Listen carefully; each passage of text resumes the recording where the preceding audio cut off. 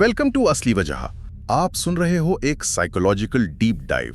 आज हम एक बहुत मुश्किल और कह सकते हैं कि अक्सर गलत समझे जाने वाले सवाल की गहराई में उतर रहे हैं। सवाल यह है कि कोई व्यक्ति एक टॉक्सिक या अपमानजनक रिश्ते को क्यों नहीं छोड़ पाता।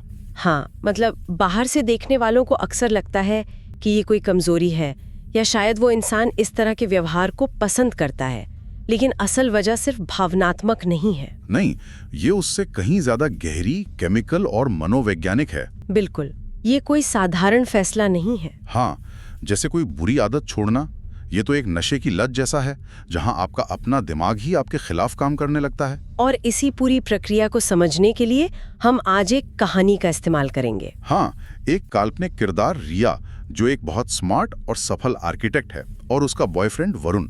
उनकी कहानी के जरिए हम ट्रॉमा बॉन्डिंग के विज्ञान को परत दर परत खोलेंगे। ट्रॉमा बॉन्डिंग, ये एक बहुत ही जटिल मनोवैज्ञानिक जाल है। हाँ, और इसकी सबसे अजीब और खतरनाक बात यह है कि इसमें जो इंसान आपको तोड़ रहा होता है वही आपको जोड़ने वाला भी महसूस होता है। मतलब शिकारी ही बचाने वाला बन जाता है। एग्जैक्टली। और इसी विरोधाभास से निकलना लगभग नामुमकिन सा लगता है। तो चलिए इस चक्र की शुरुआत करते हैं। कल्पना कीजिए, रिया और वरुण कार में हैं, रात का समय है, बारिश हो रही है। और वरुण रिया पर चीख रहा है। वो कह रहा है, तुम बहुत स्वार्थी हो, तुम्हें मेरी कोई परवाह नहीं है, मेरी कार से बाहर निकलो। आप सोचिए, उस एक पल में रिया के शरीर में कॉर्टिसोल, मतलब जो स्ट्रेस हार्मोन है, उसकी बाढ़ आ जाती है। तो वो फाइट और फ्लाइट मोड में चली जाती है। हाँ बिल्कुल, वो बेहद डरी हुई है, तनाव में है, उसका दिल तेजी से धड़क रहा है।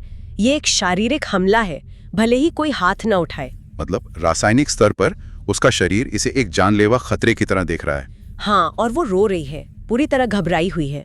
और जैसे ही वो कार का दरवाजा खोलने के लिए हाथ बढ़ाती है, अचानक सब कुछ बदल जाता है। The switch. हाँ, द स्विच। ये इस चक्र का सबसे महत्वपूर्ण हिस्सा है।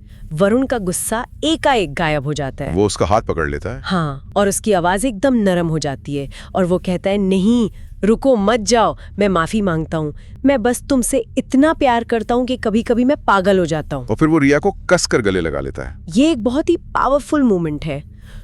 तो दिमाग के अंदर ठीक इस समय क्या हो रहा है? यहीं पर वो जाल बिछता है।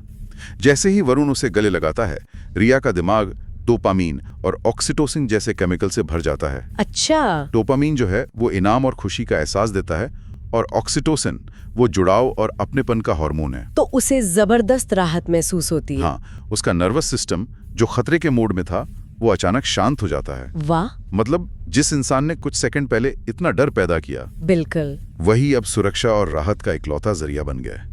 ये तो ऐसा हुआ जैसे आग लगाने वाला ही फायर ब्रिगेड बन के आए। आपने इसे बिल्कुल सही समझा।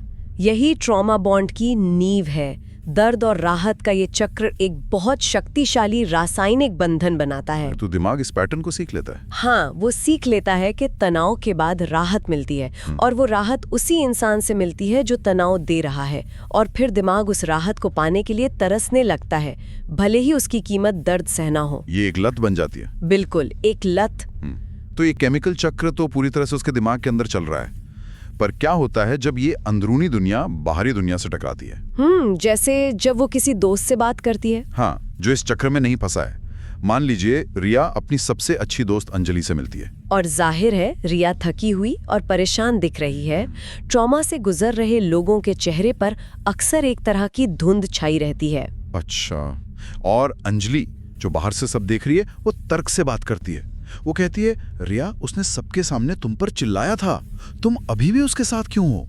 और इस पर रिया तुरंत अपने रिश्ते का बचाव करती है। वो कहती है, तुम समझ नहीं रही हो अंजलि, हमारे बीच एक कनेक्शन है। जब सब कुछ अच्छा होता है तो ये जादू जैसा लगता है। यहाँ मनोविज्ञान का एक बहुत दिलचस्प सिद्धांत काम कर रहा है। इसे कहते हैं संज्ञानात्मक मतभेद या कॉग्निटिव डिसोनेंस। मतलब रिया का दिमाग दो विरोधी विचारों से जूझ रहा है। हाँ, पहला विचार, वरुण मुझसे बुरा व्यवहार करता है, और दूसरा विचार, मैं वरुण के साथ रहना चुनती हूँ। इन दोनों विचारों को एक साथ रखना दिमाग के लिए बहुत दर्दनाक होता है। ये एक तरह का दिमागी शॉर्ट सर्किट है ना? बिल्कुल। तो दिमाग इस दर्द से बचने के लिए, इस शॉर्ट सर्किट को ठीक करने के लिए एक कहानी बना लेता है। जादुई कनेक्शन वाली कहानी। हाँ बिल्कुल। ये कहना कि जब सब अच्छा होता है तो जादू जैसा होता है, असल में उन बुरे पलों को अनदेखा करने का एक तरीका है। वो असल में अपनी लत को बचाने के लिए लड़ रही है। और जब कोई इस लत को तोड़ने की कोशिश करता है, जब रिया खुद वरुण को छोड़ने की कोशिश करती है, तब क्या होता है? कहानी में रिया आखिरकार एक कदम उठाती है। वो 24 घंटे के लिए उसका नंबर ब्लॉक कर देती है। और यहीं पर विड्रॉल के लक्षण सामने आते हैं। हाँ, और ये समझना बहुत जरूरी है कि ये लक्षण सिर्फ भावनात्मक नहीं होते, ये पूरी तरह से शारीरिक होते हैं। बिल्कुल। कहानी में बताया है कि रिया कुछ खा नहीं पाती, उसके हाथ कांपने लगते हैं, उसे मतली होती है और वो पूरी रात सो नहीं पाती। और उसके मन में बस यही ख्याल आता है, मुझे उसकी याद आ रही है, मैं उसके बिना सांस नहीं ले पा रही हूँ, शायद गलती मेरी ही थी।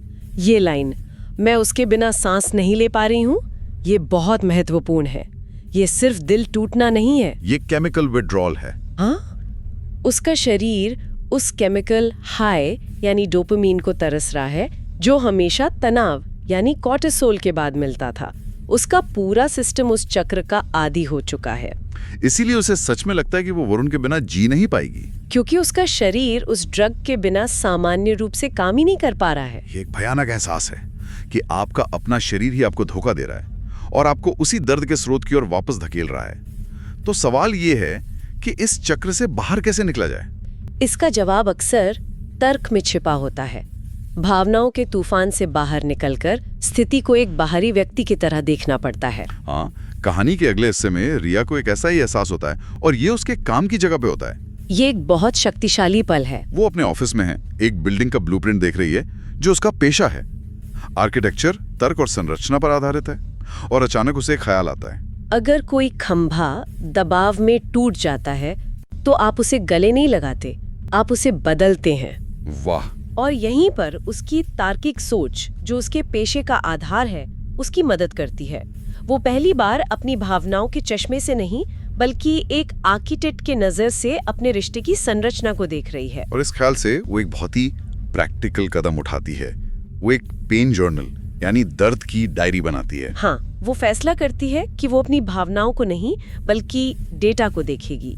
एक हफ्ते तक वो हर रोज लिखती है कि उसने कैसा महसूस किया। ये एक बहुत ही महत्वपूर्ण कदम है ना? बहुत, क्योंकि भावनाएं हमें धोखा दे सकती हैं, यादें धुंधली हो सकती हैं, लेकिन लिखा हुआ डेटा झूठ नहीं बोलता। और जो डेटा सामने आता है वो चौंकाने वाला होता है। उसके नोट्स कुछ ऐसे हैं। सोमवार, रो रही थी क्योंकि वरुण चिल्लाया था। मंगलवार, बहुत ज्यादा खुश क्योंकि वरुण माफी मांगने के लिए फूल लाया था। बुधवार, चिंता में क्योंकि वरुण चुप था और बात नहीं कर रहा था, साइलेंट ट्रीटमेंट। और गुरुवार, घबराहट में क्योंकि वरुण ने रिश्ता तोड़ने की धमकी दी थी। जब वो इस डेटा को देखती है तो उसे एक पैटर्न दिखाई देता है। हाँ, ये प्यार की एक सीधी स्थिर रेखा नहीं है, ये अराजकता का एक टेढ़ा मेढ़ा ऊपर नीचे होता हुआ ग्राफ है, जैसे किसी बीमार दिल की ईकेजी रिपोर्ट। बिल्कुल।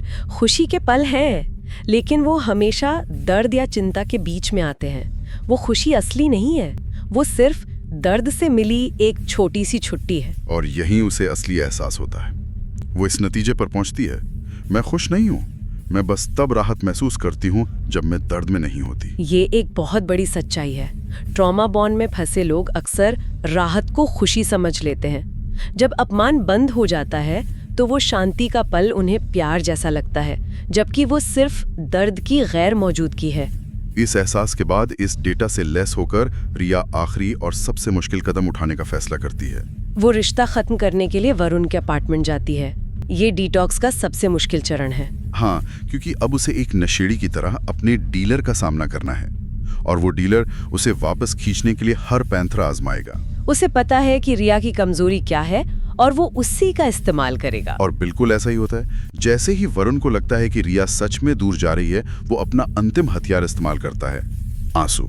वो जमीन पर बैठकर रोने लगता है, कहता है, तुम मुझे छोड़ रही हो, सब मुझे छोड़ देते हैं, मुझे लगा था कि तुम अलग हो। ये एक बहुत शक्तिशाली भावनात्मक हेरफेर है। हाँ, ये रिया की सहानुभूति को ट्रिगर करता है।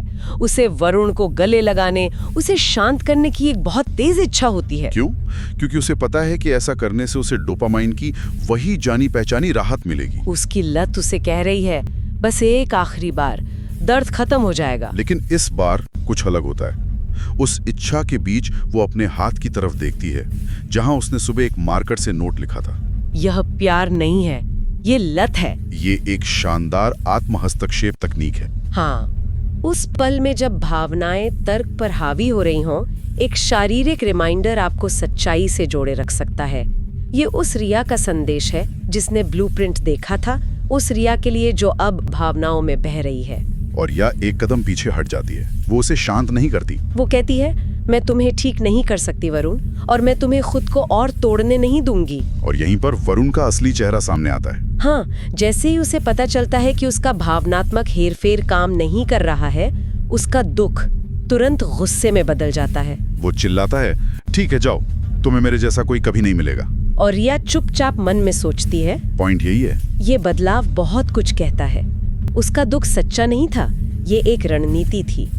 जब रणनीति फेल हुई तो उसने अपना असली रूप दिखाया, गुस्सा और नियंत्रण। वो वहां से निकल जाती है। उसका शरीर दर्द में है, लेकिन वो चलती रहती है। और रिकवरी का रास्ता यहीं से शुरू होता है। ये एक प्रक्रिया है, कोई स्विच नहीं। कहानी के अंत में रिया अपनी बालकनी पर अकेली बैठी है। उसे वरुण को फोन करने की एक तीव्र शारीरिक इच्छा होती है। ये लत की आखिरी पुकार है। लेकिन वो फोन उठाने के बजाय एक लंबी सांस लेती है और एक ग्लास पानी पीती है। ये एक छोटा लेकिन बहुत महत्वपूर्ण कदम है। वो एक पुरानी विनाशकारी आदत को एक नई स्वस्थ आदत से बदल रही है।